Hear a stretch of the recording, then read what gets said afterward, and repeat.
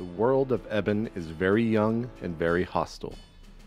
The crust of the land feels new and ever-changing.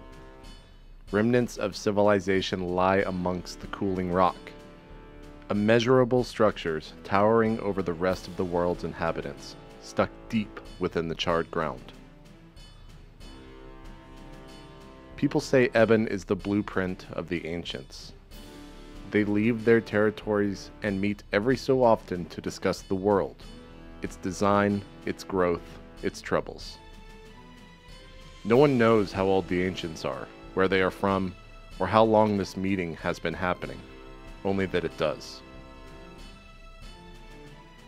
Every race has an ancient responsible for them. They are regarded as living gods and worshipped accordingly. They walk amongst everyday life more than people know. They are only known by their names and have been revealed to have many forms.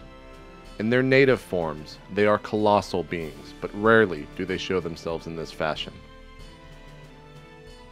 After gold, water is the most precious resource in Eban. It is controlled by barons across the land. More and more wells are found and raided every day, and the only flowing rivers exist deep in the forest to the west. The only everlasting supply of water can be found to the north, at the great falls near the city of Narsh. Narsh is a city built upon a giant cogwheel that hangs off the northern rim. It is run by a fearsome lord and primarily filled with Spriggans, though other creatures do call it home as well. To the far east lie the sky islands of Zanth. Citizens of Zanth keep to themselves and never step foot on the lands of Eban. They are an ancient race that little is known about. There are only a handful of people known to have seen their lands, and none return the same. Deep, deep under the mountain to the south live the dwarfs.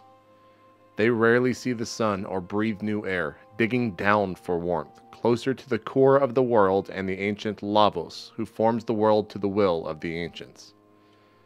It wasn't until Lavos broke through the mountain decades ago and allowed the dwarves to walk the land that they were known to the rest of the world. He walks the land to this day, maintaining the world he has built. To the west lie the Great Grey Forest. Life burns the brightest in this part of the world. The roaming rivers are sought after by all, but the elves guard it with their armies. The ancient wormwood resides in this side of the world at the heart of the forest. As for the other races, they live in limbo among the soot-covered plains of Eban. The gnomes to the south, looked after by Mechanus, and the halflings to the west, looked after by Mo. Humans have no home and are simply roaming wanderers.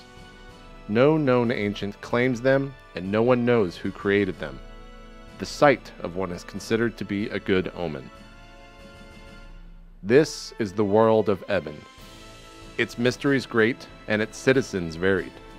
Goblins, orcs, and more creatures yet to be revealed fill the cities and form civilization.